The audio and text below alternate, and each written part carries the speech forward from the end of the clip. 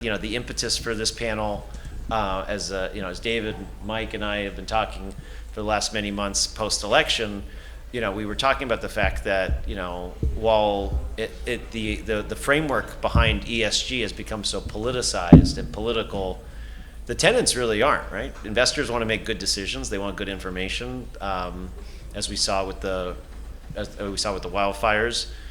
Insurers are already factoring in climate change and climate maladaptation, as Mr. Parfrey's working on, and climate adaptation into their scenario planning.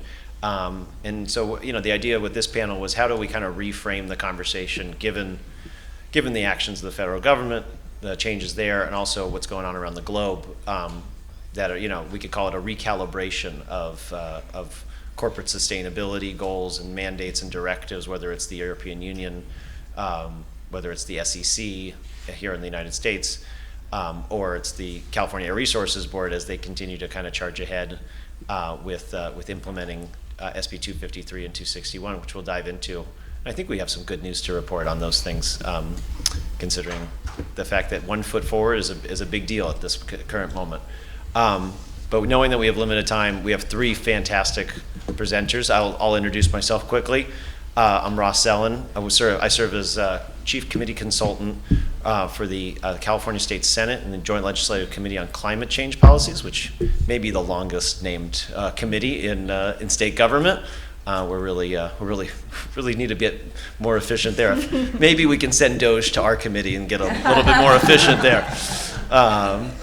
And so I've been working in Sacramento in the state Senate for the last 2 or 3 years, and one of the things that I'm proudest of working on was helping Senate Bill 253 and 261, those 2 bills that establish California as their climate disclosure and climate risk reporting framework that Governor Newsom signed into law two years ago, back in September and October of 2023.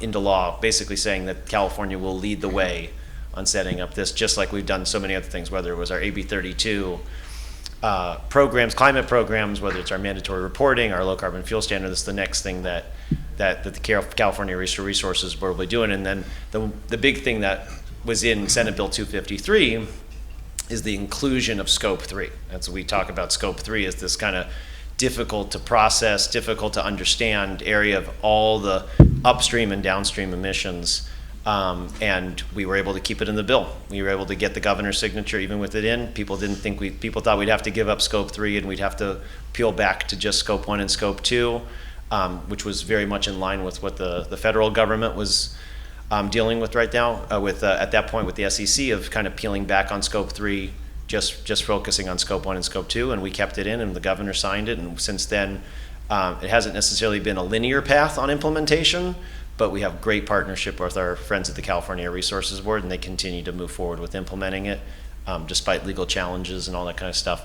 We've got this fantastic panel. We can dive into all the details, but we really want to talk about how the private sector, how market makers are rethinking, recalibrating, reshifting, and also how companies like Persefoni, ASUENE are helping companies get ready for these reporting regimes and navigate these kind of uncharted waters. So first I want to introduce Paola Bernazzani.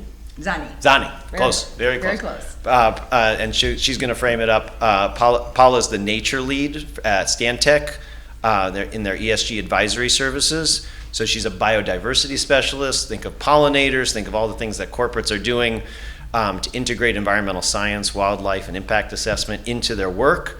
She's the one who does it. She's the one who helps projects get built that we can be really proud of, whether it's infrastructure. And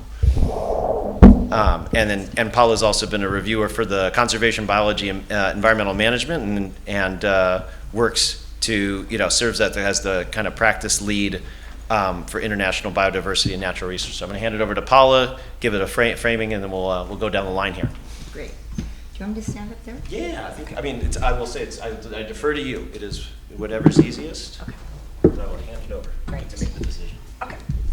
Hello, thank you for coming today. I knew I had that after lunch session, so I'm going to try and make this entertaining. I'm going to start with a little story.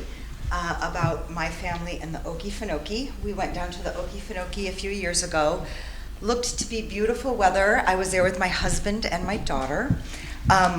We had been planning this trip for a while. We were really excited, really wanting to get through with it.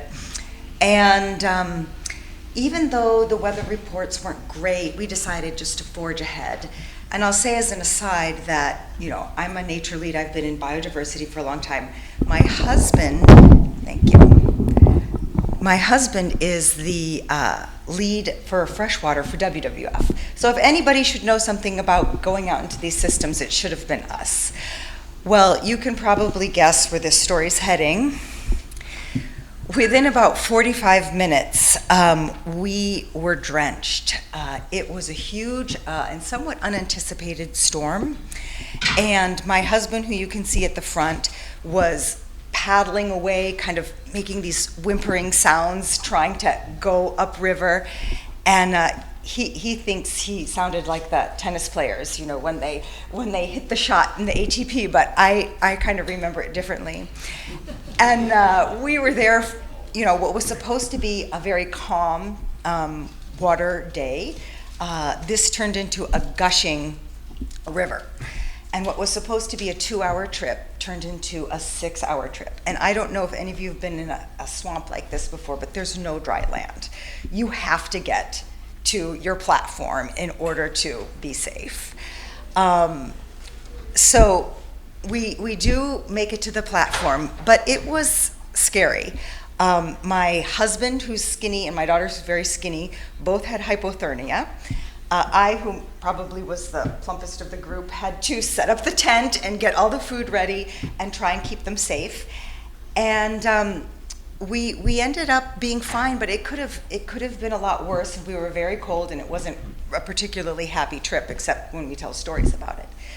So when I like to think about ESG and what we're calling it, I like to think about this story, because really what I do with my clients is talk to them about risk and preparedness and resiliency, and thinking about, you know, you may think you have the best information, or you might be resilient enough for the future, but have you really prepared? And how do you do that strategically?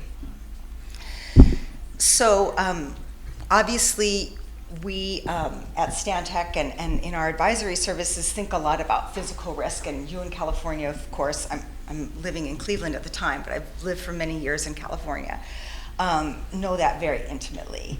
Unusual weather patterns, some of which led to these terrible fires, fluvial flooding, rain-driven flooding, which can occur in very unexpected places, multiple hot days in a row, consecutive hot days, or just average heated temperatures.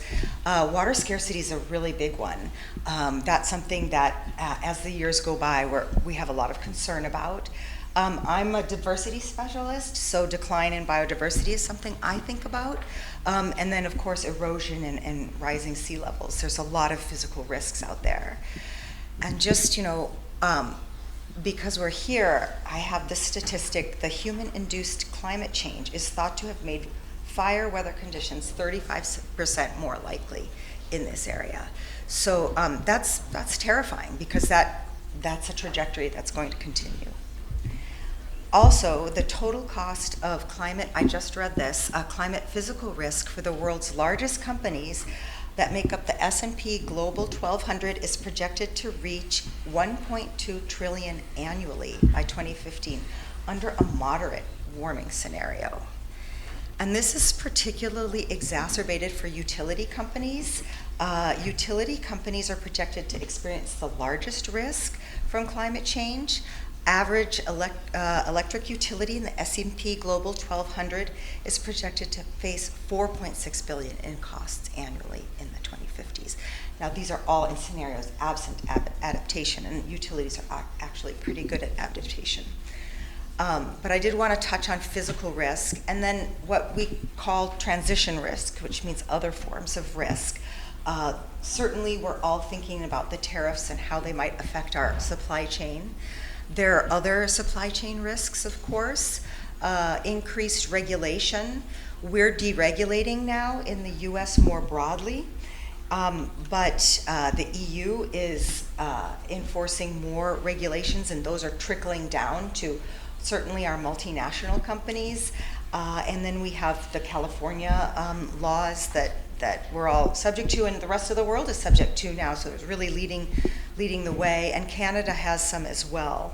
And then increased future regulation in the US. Even though we're at a point in time where we're deregulating, the administrations do shift, and then when they shift, the pendulum swings quite a bit.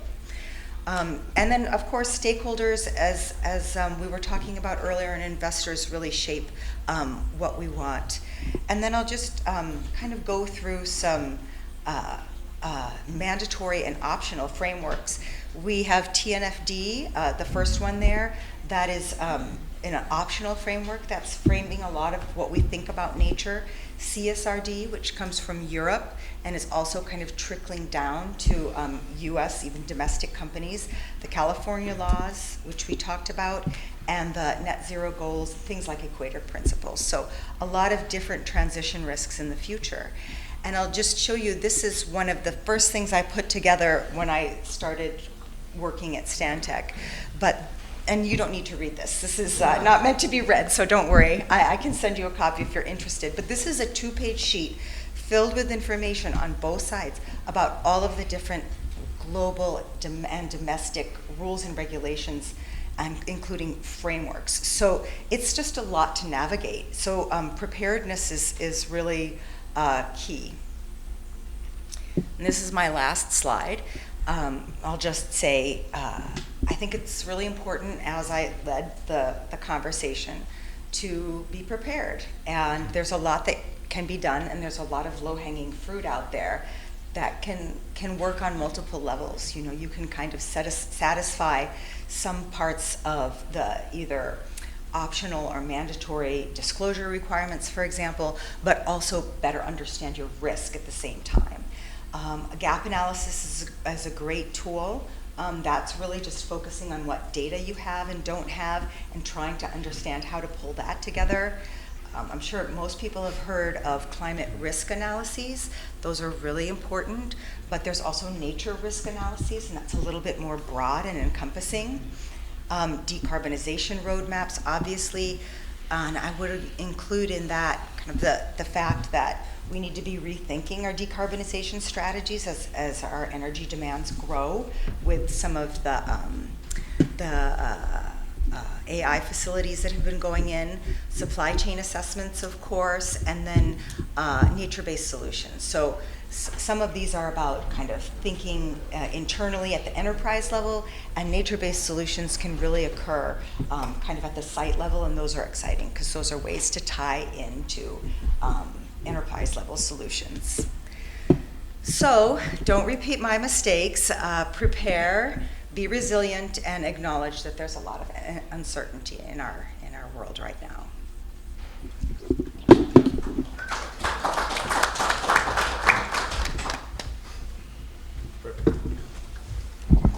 Perfect. Next, we're going to go to Mike Wallace, who is the Chief Decarbonization Officer at Persefoni, and I'm going to let him explain a little bit about Persefoni. But Mike has been a leader in the space in the carbon accounting aspect when we think about how to actually calculate your emissions.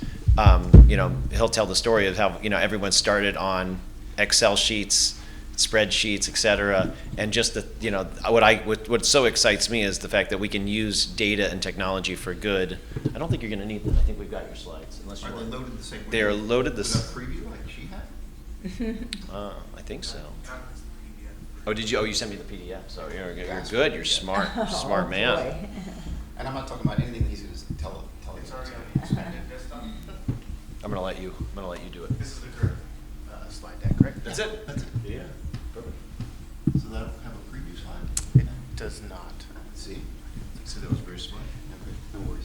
Anyway, thanks, Ross. It's always good to work with this guy. I've been working with him for probably 15 plus years at this point, and with Verdexchange for as long as it's been in action. My name is Mike Wallace, Chief Decarbonization Officer at Persefoni. Given it's tax season, easiest way to think about us is the TurboTax of carbon accounting. It can be automated. I've been in the environmental field for all of my career, 30 years, and most of that's educating and training people on how to do this stuff and try to make it easy and a little bit more personal to you. So that's what I'm going to try today to do. How many of you pay U.S. taxes? Raise your hand, please. Do you pay U.S. taxes? Absolutely. How many of you pay California taxes? Okay, this is going to be very perfect for this group then. So in the educational space, I was working for an organization called the Global Reporting Initiative around 2009, 2010.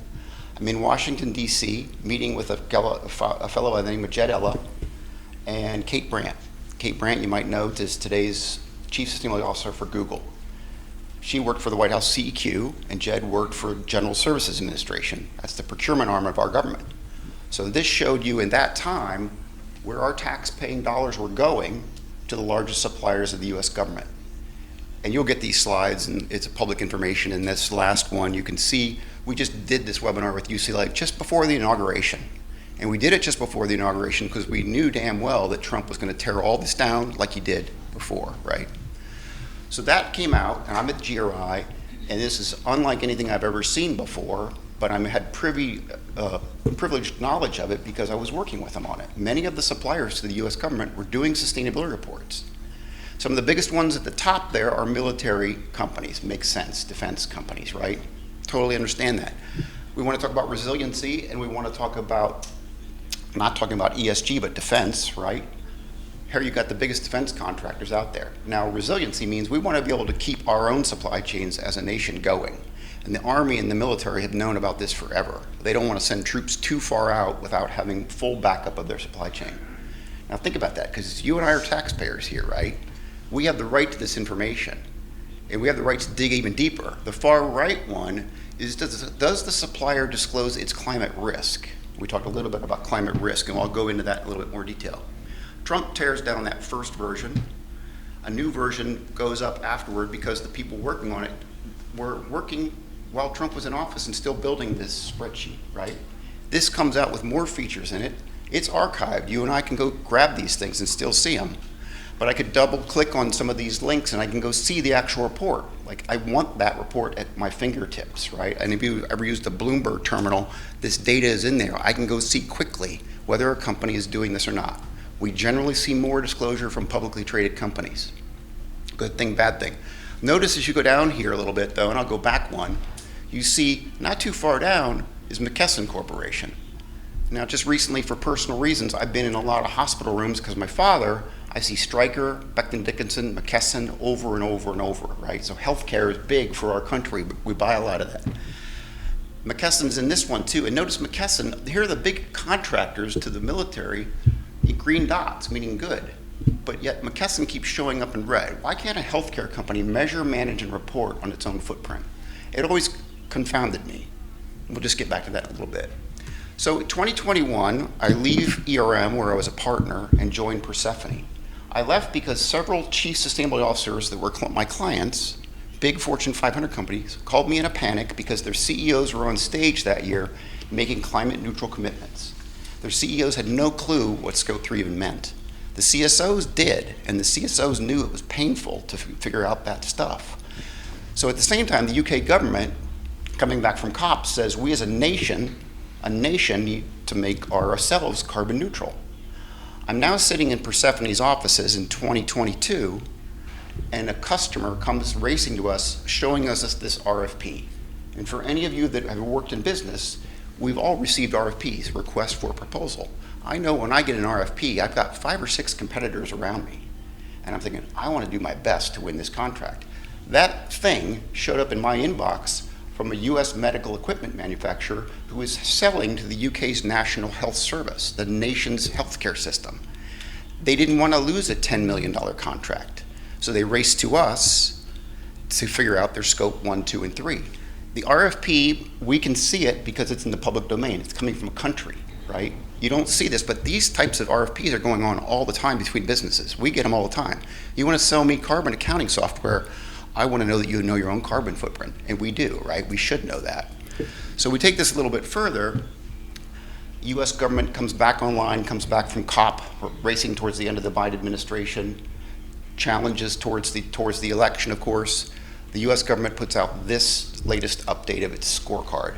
Now we all can see what our scope 1, 2, and 3 is as a nation. So when you hear people belly aching about it's too hard to do this, the entire country has done this, right? Then we can go a little bit further into it and see, again, a list. The list goes on for about 200 companies. And the list of suppliers with the amount of money we spend paying for those suppliers to do it. I'm working through all this over the last 15 years, and I'm thinking, how do we do it at the state level? I saw Trump take it down the first time. Trump's going to take it down again, which he did. You can't find this now, right? How do we do this at the state level? Working with Ross and other friends, we're working on 253, 261. If you do business in California, those apply. 755 is if you do business with California, I want to know you're resilient. You're my supplier, right? There is public information for you and I to go find if we choose to as California taxpayers. So we found the list of suppliers to this state. We found the amount of money. We replicated the same study that the White House did twice now. So it's precedent setting and the first time that state has ever done it. We did this in partnership with Governance and Accountability Institute. That's the first cut of the data there. And you'll see here, now imagine you're the buyer for the state of California, and you're thinking about resilience, right? Only 25% of your suppliers are disclosing their greenhouse gas emissions. Only 10%, 17% are disclosing their risk. I'm going to rebuild California after all these fires. I want to know that my suppliers are going to be there with me. And RFP processes at the federal, state, local level get regenerated every few years. So my hope is, 755's hope is, and our work in this field, hope is, as the buyer, as the customer, we have every right to seek this kind of information. Maybe now is not the right time to say, I want every little nitty-gritty detail about your last carbon footprint number, but I want to know you at least know how to measure it. Because if you can measure it, then you can manage it, right? And if you can measure it and manage it, then I think you should probably know about your future risks too. Climate regulation, cost to do business, et cetera. So you can find that report. It's out now, just came out last week. We're planning to do more of this partnership with UCLA and Governance and Accountability Institute, and happy to talk to you in more detail about that later on.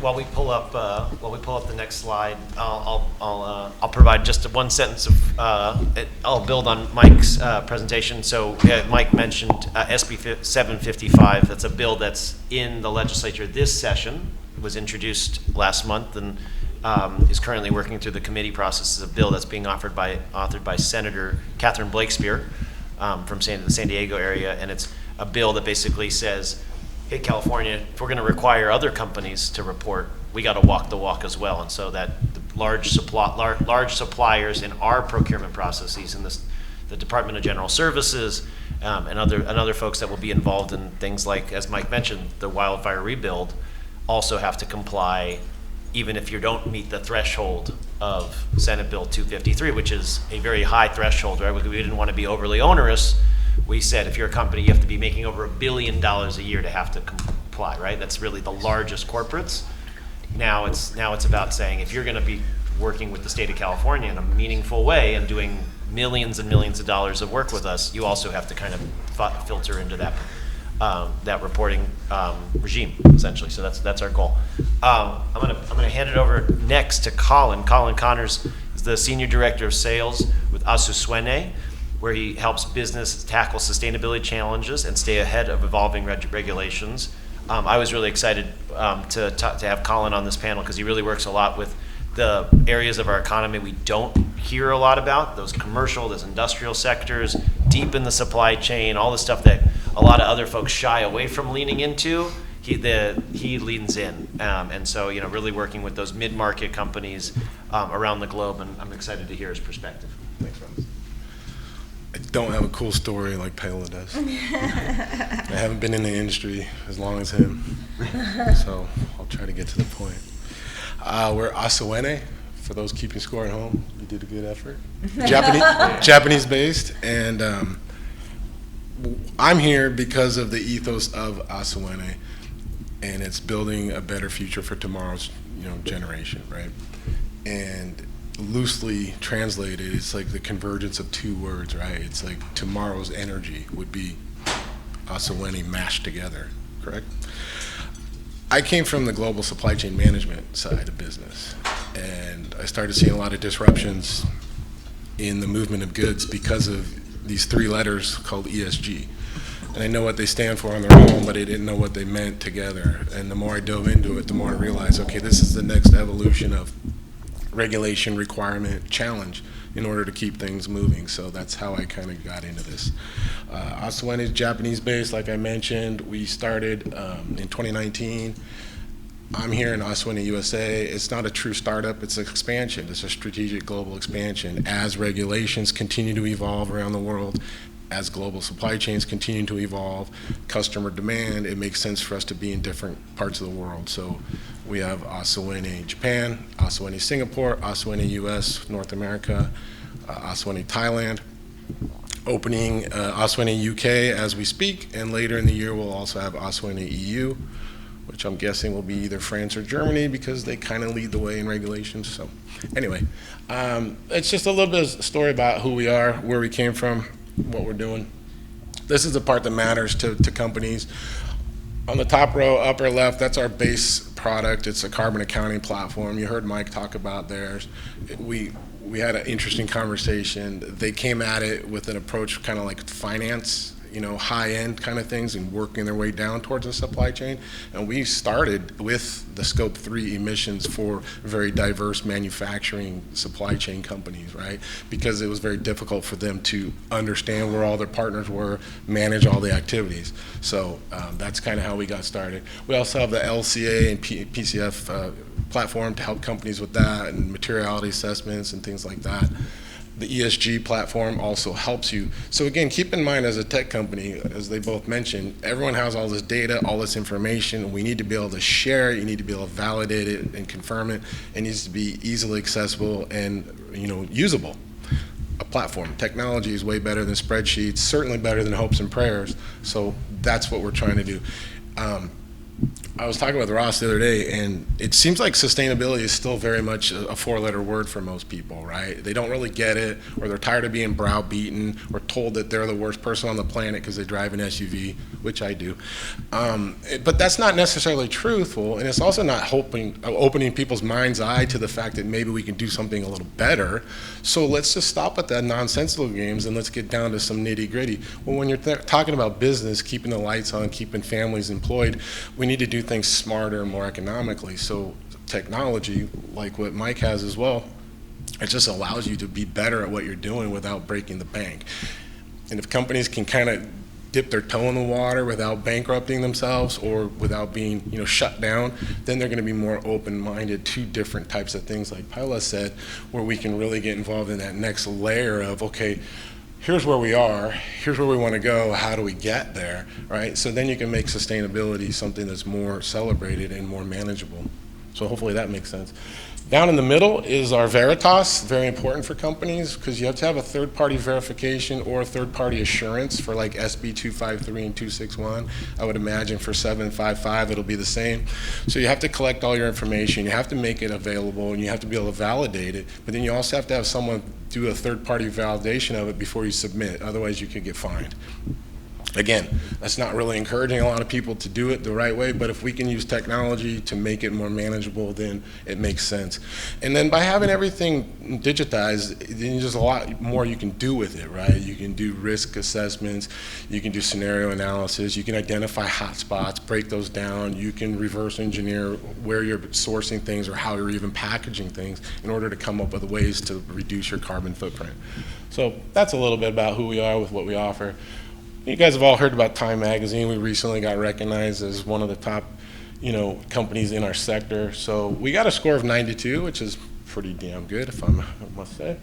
We ended up being #1 in all of Asia and #2 in our category, and it's based on those, you know, criteria, right? A strong global presence and contribution, like what we do, how we do it. leadership and deep, expertise in the decarbonization field, not only helping people collect and gather their information, but then do something meaningful with it to lower their footprint, right? And then the financial strength and innovation side of things, right? It's cost effective, it does what it needs to do, and it helps companies. And you might think that Mike and I are supposed to be mortal enemies because we're swimming in the same pool. Well, we are, but we very rarely overlap into the same lane. We actually have a lot of ways where we can help augment what each other is doing. The main point is, how do we elevate global sustainability, the focus on it, help everyone achieve their goals, right? So if we can help each other in order to help you guys, then that's a win for everyone, right? You as the customer, the buyer, us as companies trying to keep the lights on, but most importantly for Mother Nature. And that's what I think we're all here for. So this looks like a windy road, complex, convoluted, chaotic. That sounds about right for sustainability, right? So this is where we are. This is how we kind of help companies out, to help kind of smooth out that road, straighten it out, make it manageable. And again, we have end-to-end solutions, but that's not always what people want, right? And sometimes they don't have the budget or even the bandwidth to dive in and do an end-to-end solution. So we offer a la carte solutions as well. Again, Mike and I were talking about an example earlier where he's got a really good company, they've got a massive, conglomeration behind it. If we can do something to help fill in a spot that they don't have, his customer wins, it helps us win, helps them win, strengthens relationships, opens up conversations at the water cooler or the clubhouse or wherever people find themselves talking, and next thing you know, they're getting more business and we're getting more business. So the whole idea is to help the cause. But this is where we help companies out, right? Where you can start with, hey, where are we at today? Let's manage your carbon footprint today.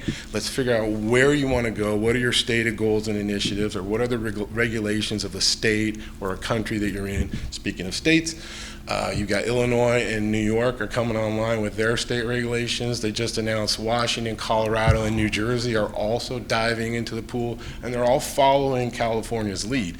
Same with the SEC, like Ross mentioned earlier. The SEC keeps pushing it out, stays and stays and stays. The whole reason they're doing this is they just want to test drive what California's doing and probably go, yeah, ditto. Whatever they're doing, you got to do it. So it's not going away. Trump has tariffs, great. What does that mean? Nobody really knows. It doesn't really matter. We're bringing more business here. Part of the goal, if you listen to what he talks about, we want to export more. Awesome. You're making stuff here, but you're exporting to different countries. Do you think they have regulations? They sure do. So you need to be compliant anyway. So we want to help you guys recognize ways to succeed, keep your lights on, keep your widgets moving out of the factory, and keep your families, housed, clothed, and fed. And here's me. So I'd love to connect. You guys can scan and find us online. As a company, we'd like to talk to you guys and learn things, but me individually, I'm happy to just talk, answer any questions, brainstorm. If I can help you guys find a solution, awesome. Even if we don't have it, I might know someone who does. I don't need to sell everything to everyone. I can't do that. I don't even have the bandwidth or the capacity to do that. So, but anyway, that's me, and I appreciate the time, and I look forward to hearing questions.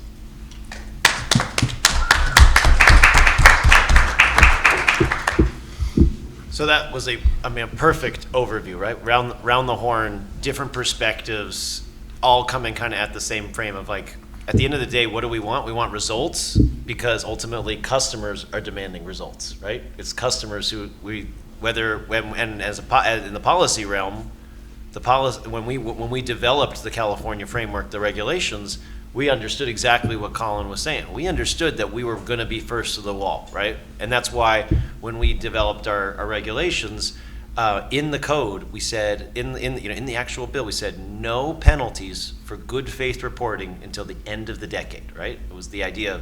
This was in 2023 when we were pushing forward these bills. We knew it was going to take time. We knew this is not a linear path. We knew that folks were going to have a lot of issues, both with the carbon accounting side and also what Paola was talking about on the more the risk disclosure, supply chain analysis. They call it the task force for climate-related financial disclosures, which is a much more qualitative assessment. That's what Senate Bill 261 does, and Senate Bill 253. Sorry, we've been speaking a lot in acronyms and bill numbers, but Senate Bill 253 is that scope 1 through 3 bill that now the companies are going to have to report.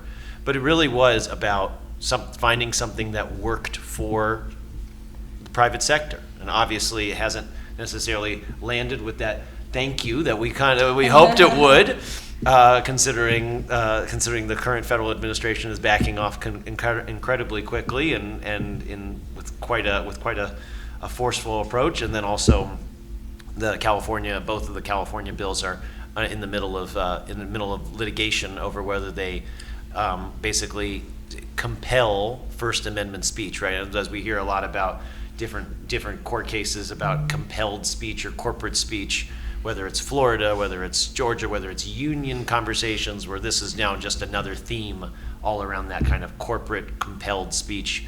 And it's certainly the opinion of the state of California that it's not. It's part of normal reporting, like you would do to your investors, to your board. These are just good practices. These are good practices that are only going to become more important as supply chains become more and more risky.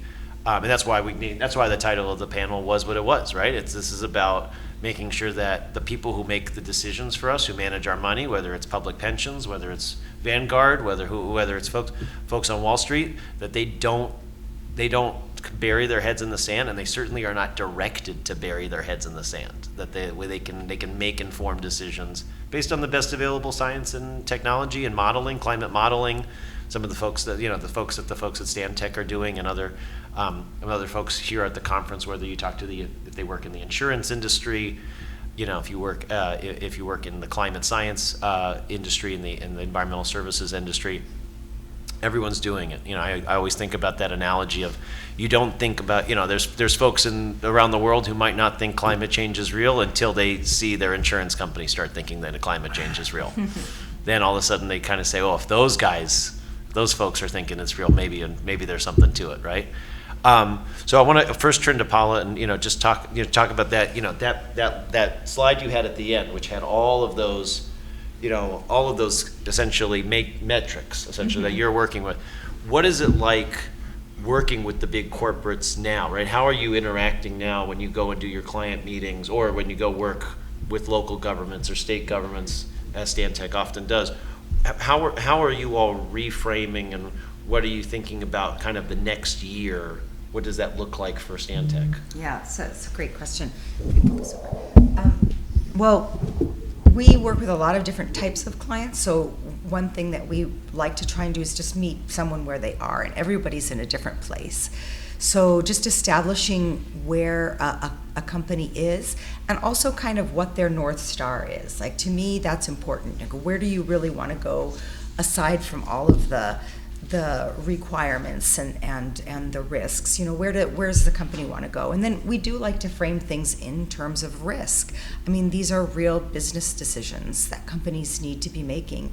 And to your point, this disclosure is part of understanding what your risks are. And things like the Task Force for Nature-Related Financial Disclosure, TNFD, lots of acronyms, but that's something we've been working with some of our corporate clients on, not necessarily to align publicly, but sometimes to align internally, to understand what the risks are on both sides. What are your risks to the environment, and what are your risks from the environment? So I think those are all kind of common themes. Start where you are, understand where you want to go, and get there, and also think about the case for the business decisions that you're going to be making. Yeah, absolutely. I mean, I think that's what we hear all the time is that whether it's the CalPERS or CalSTRS public pension funds, that it's about a 5, 10, 15 year, right? You hear from the UC and chief investment officer all the time, who might be the smartest person in the state because the UC pension fund makes more money than anything. But it's about having that North Star and figuring out where you want to go. Mike, picking up off of that, talk a little bit more about how you all are working in that academic sector, and thinking about how do you all help set up California for success, building out the capacity at places like the UC. My dream project would be to work with the entire UC system, because I lecture to students all the time about our field and about carbon accounting, usually obviously at the invitation of a professor, And if you ask the students, what do you want to do? They'll pick a company they like or a company they hate, and they'll do a case study.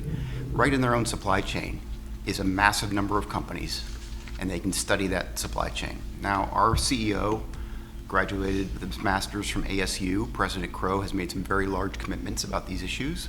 He allowed us to go look at the supply chain of ASU. University footprint's like a small city, or kind of like a nation without the defense contractors, one would hope, right? So why can't I do that kind of study for the University of California's entire system? 10 campuses, buy a lot of stuff. 5 of those campuses have medical centers tied to them. I pointed out McKesson, right? Every one of these university systems buys locally as well and has some freedom, but it all gets centralized back to the Department of General Services and a few other agencies. I showed you what the UK government did. Why can't the state of California just put a simple little box in there? Just fill in your 1, 2, and 3. Tell me the methodology you used.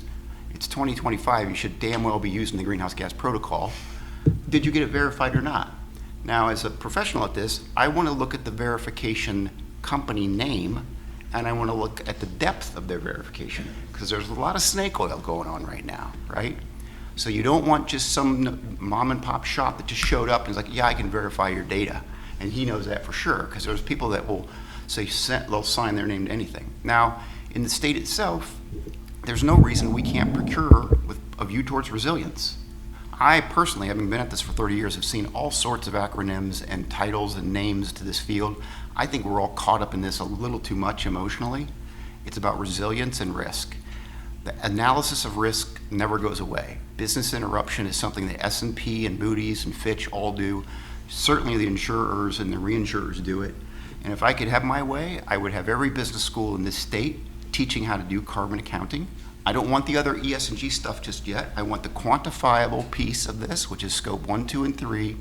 The protocol's been around for 25 years. If you don't know at least scope 1 and 2 at this point, we have more than an accounting issue. We have a governance issue. We need to talk to the board. So then I would go down the hall to Cal Pers and Cal Stirs and say, look, you started this whole ESG czar idea 20 years ago with this guy, Winston Hickox. How do we go out there with a little bit of a carrot and stick, right? We'll invest more with you if you're more transparent. We might take some of that money away if you're less transparent. Some of that's happening, but there are situations where investors are cowering and they're going quiet. Yeah, no, absolutely. Well, Colin, you mentioned it right at the end of your remarks, about the fact that all these different entities, right, whether it's the EU, whether it's Singapore, whether it's the folks in Australia and New Zealand, everyone's got their own regime. But how are you thinking about, how's your team thinking about the fact that over the next many years, right, we think about this stuff, we're only at the beginning of carbon accounting and disclosure. We're only in chapter 1, chapter 2 of a long book. How are you getting to that global passport model? What are the kind of steps that you're thinking about as you're interacting both government to government or with your corporate entities that your clients? Yeah, I got the easiest question. Thank you. Tasing. You had your first Verdexchange. No worries. I didn't sign up for that. Got invited 2 weeks ago. That's a great question. I think it's just having the willingness and the desire to stay at the front of it, right? So as a global company, we have to constantly interact with government agencies on all levels, and then we have to try to utilize technology, right? Michael backed me up on this. So get them to open, so they have their ideas of what they want us to do or how or why they want us to do it. Okay, well, we have to make it easy, and technology is the way to make it easy. And at some point, I think we need to move towards more of a global standardization. You can't have like 19 different, climate disclosures that a company has to do just to do business. That's counterproductive. That's not sustainable. And so if we're in sustainability, we need to be doing things that are sustainable. They need to be achievable. Mike also talked about the carrot and the stick, right? So that's a way to motivate people. If that carrot's so far out there, it doesn't even look like a carrot, most people will just lose interest and go do whatever they want. So I think we have to make things realistic, challenging, but realistic, and you have to, open up people's mind's eye, right?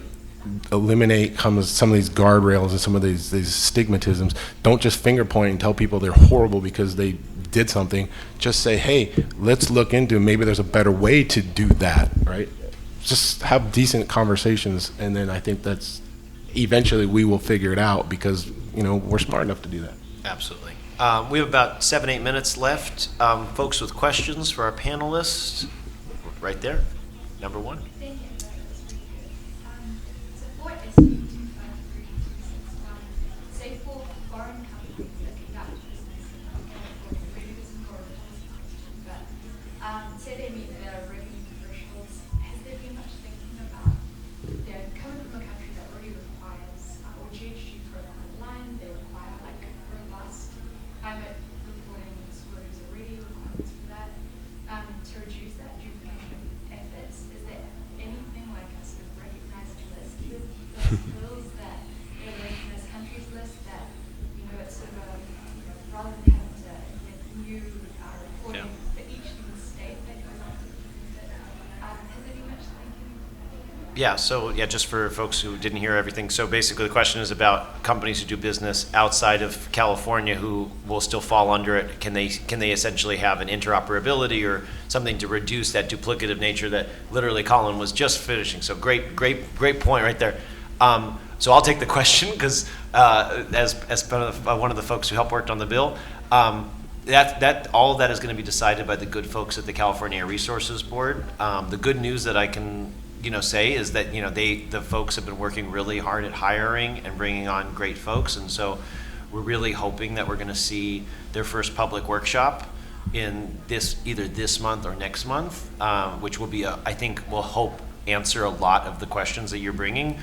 It has always been the intent of the authors of the bills to not make things more complicated and duplicative. It's always to be a beachhead for North America, knowing that we didn't always have, knowing that we might have federal retreat like we are currently undergoing. It's always to find that beachhead. I think it is my understanding that the CARB team has every indication to try to make it workable for corporates who need to report, and they have every indication of trying to work with our friends in the EU, work with our friends in other reporting jurisdictions so that we can maybe not explicitly take that step towards that global passport model right off the bat. Really, the goal is how do we set up a really good California framework, a durable, workable California framework. But I think the intent is very much so to reduce duplication and excess work when especially when there's going to be, if they're meeting the other standards as Colin was talking about, those assurance standards, verification standards, if they can go and see the methodology, then we don't need to do it twice. Great presentations from all of you. Thank you. My name is Davina Hurt. I currently work for Pacific Environment, but an old hat was sitting on the board for the California Air Resources Board. So glad to pass that baton to others to do all that you say you're going to do. But I'm thinking a little bit about if investors are underutilizing the gems of insight that can be found in climate disclosures and getting too excited about the current climate and saying that's great, we can pull back, and the signals that are coming from there. Could you talk about maybe some of those insights that can be found in climate disclosures and how really we should be running forward and separating, I guess, I wouldn't say winners and losers, but definitely people who are going to come out on top? So in a previous life, I used to represent TrueCost in the U.S. when they were just starting out. And so I did a lot of work with CalPERS and CalSTRS on these things. Then when I started working for the Global Reporting Initiative, I was working with and partnering with Bloomberg, the research firm, right? Most of you that work for corporations probably have a Bloomberg subscription and you don't even know it. PERS and STRS definitely do. Bloomberg reads every sustainability disclosure that's out there and more. I can simply go into Bloomberg and say, I want to look at the pharma sector globally, see every pharma company that Bloomberg has listed, public and private, and I can see scope 1, scope 2, and scope 3. And then I can see verified, yes or no, and then the name of the company that verified them. And on any of those things that Bloomberg has put there, they've given me the link right to the source document. So it's not just Bloomberg making it up and filling in a box. And that's the most beautiful, the most transparent system I have ever witnessed in my 30 years at this work, right? I don't want a score, because a score to me is just a black box. I don't know how qualified your scorekeepers are, right? I want to see the actual disclosure. And there's no reason what I showed you there can't be made public for our entire state. I'm a taxpayer in this state of California.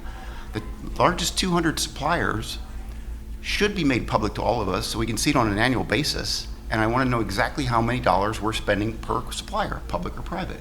Then I want to see columns for each of the things I mentioned to you. I don't want 14 or 20 or 30 different qualitative responses. 3 numbers is all I want. Scope 1, 2, and 3. You can leave it blank, fine, but that's your choice. You're bidding and competing on the bid.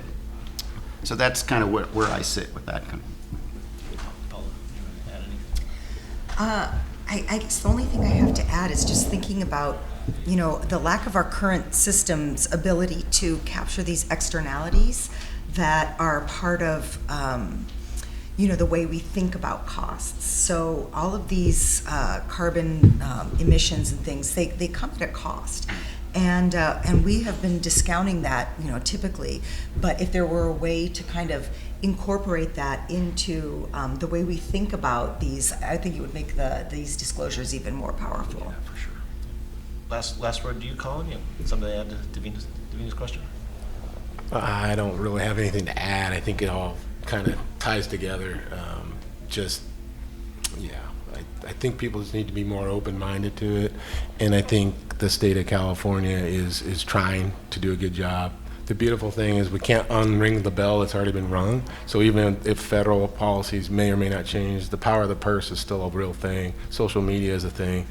People have a decision to make at the checkout stand. They're going to choose the companies that are doing a good job versus the companies that are just ignoring it. And it's going to force those guys to change or go away. So we have power. Well, Jeremy, last question to you. I'll just make a couple of comments. All right. ESG goes back to the 1980s when the World Bank and also Colin in particular was looking at ESG in those days. I think it's a shame that we never called it ESG because you have to address the S and the G. And that has been part of the reaction, I think, of the people who are saying this is complex, etc., for corporations.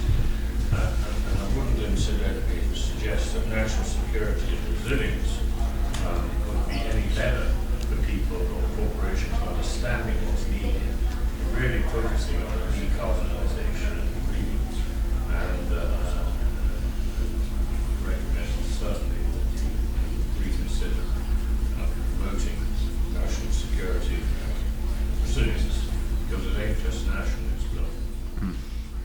Couldn't agree more. Well, with that, I totally agree with Jeremy's last thought. If we can thank our panelists for a second here.